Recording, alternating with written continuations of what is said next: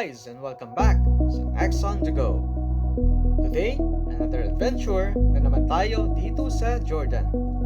Yung trip natin today is from the city of Madaba going to Petra. Dito kami ngayon sa isa sa pinakasikat na lugar sa Madaba, yung St. George Church. Isa ito sa mga must-visit spots in Jordan dahil dito makikita ang world-famous Madaba Mosaic Map, the oldest surviving map of the Holy Land. Makikita mo dito ang Jerusalem, Dead Sea, Jordan River, Mount Nebo at marami pang holy sites. Kaya tinatawag ang Madaba the City of Mosaics. Grabe, ang ganda dito sa loob, tahimik, solemn, at puno-puno ng history. Ang St. George Church ay tinayo noong 1884 ng mga Greek Orthodox. Ginawa ito sa ibabaw ng lumang Orthodox Church na kung saan dito makikita yung mga old mosaics. Sobrang recommended kong itong trip na ito, lalo na kung mahilig kayo sa history, culture, at mga biblical sites.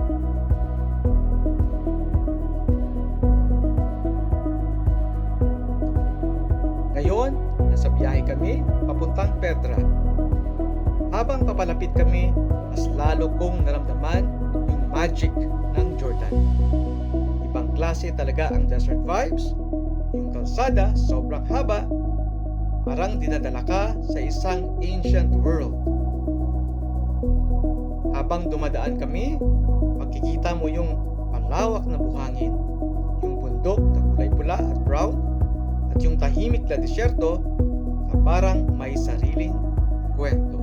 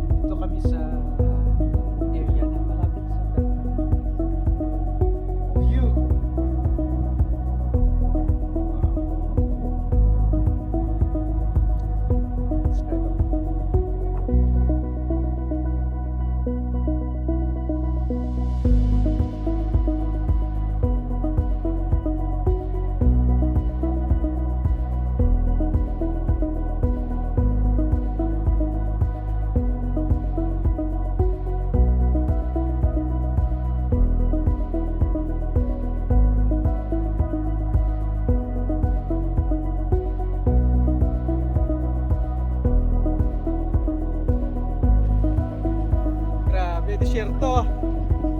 Beautiful! Simple lang yung biyahe, pero cinematic ang dating. Parang bawat kilometro ay bagong eksena. Bago kami tumuloy sa Petra, dumaan muna kami sa Al-Jaya Village dahil dito mo makikita ang smallest hotel in the world. Yes, tama ang narinig nyo. Isa itong lumang Volkswagen Beetle na ginawang hotel room ng may-ari.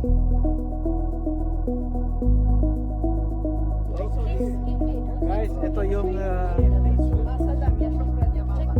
smallest hotel in the world. Ayan, yung owner si Baba Muhammad.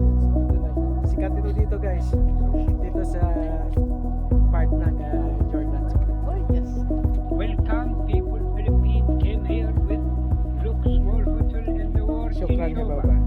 For manager Muhammad Abdullah Malahim Abu Ali. Welcome all to people. What is the city? Philippines. Ambassador Philippines came here. Wala. Sadiq. Sadiq. Sadiq. Mashallah ya Baba. Sadiq وقت الرفيق. Mashallah ya Baba. Mashallah. صدق قبل الطريق. Mashallah ya Baba. Kasi si Baba. ولا الرفيق قبل الطريق. Yeah, sure, sige Baba.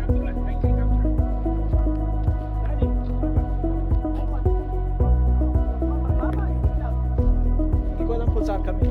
Pero napunta kami dito sa gitna ng disyerto. Pero they say that is a Al-Shawak na Casa. Parang wala ito sa itinerary pero napadpad kami dito. But we are happy and very fortunate to pass this place.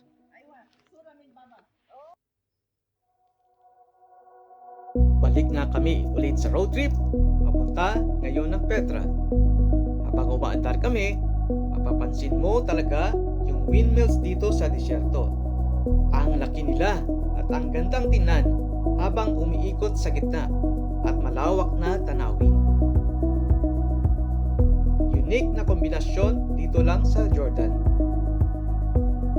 Nakakadagdag pa siya ng cinematic vibe ng buong trip.